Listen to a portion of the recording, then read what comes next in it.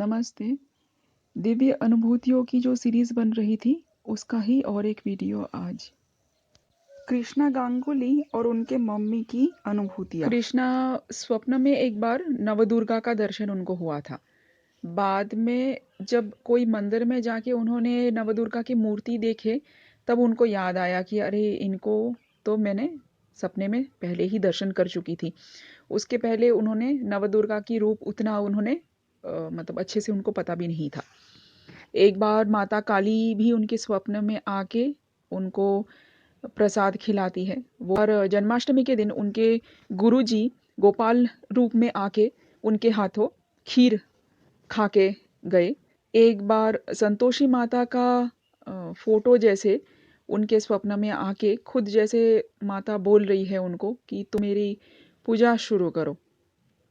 तो उसके बाद से उन्होंने संतोषी माता का व्रत कैसे करते हैं सब जानकारी लेके उन्होंने वो व्रत शुरू किया और वो व्रत शुरू करने से उसके बाद से घर में और उनके ज़िंदगी में सब कुछ बहुत मंगल रहा उनका।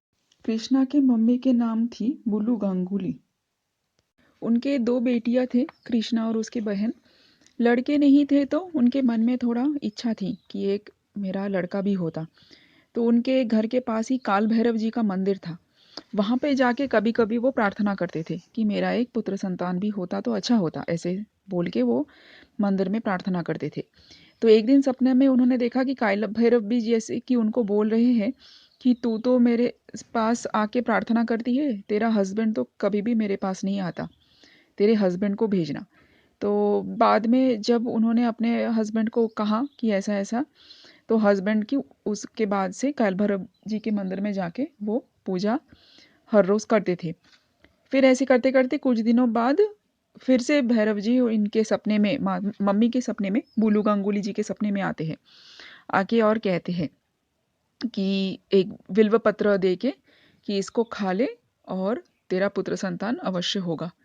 तो वो बिल्व पत्र वो सपने में ही खा जाते हैं प्रसाद सोच के। उसके बाद बाद में उनका एक पुत्र भी होता है और भैरव जी ने सपने में ये भी कहा था कि पुत्र का नाम शिव शंकर रखना।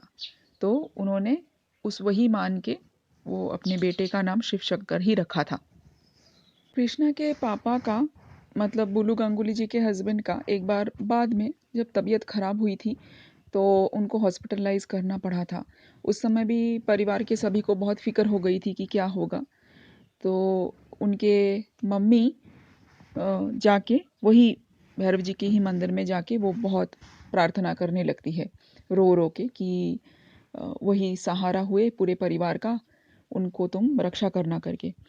तो ऐसे प्रार्थना करते करते थोड़ी ही देर में वो साक्षात सामने खुली आंखों से ही शिव पार्वती जी दोनों को ही देखते हैं और वो उनको अभयदान देते हुए कहते हैं कि कुछ फिक्र मत कर, तू घर जा, कुछ नहीं होगा, हस्बैंड को सब ठीक हो जाएगा हस्बैंड का। और वैसा ही होता है, उनकी कोई प्रॉब्लम नहीं होता, सब ठीक हो जाती है। तो आज भी देवताएं आते हैं, भक्तों की प्रार्थना सुनते हैं, आशीर्वाद करते हैं और उनकी रक्षा करते हैं।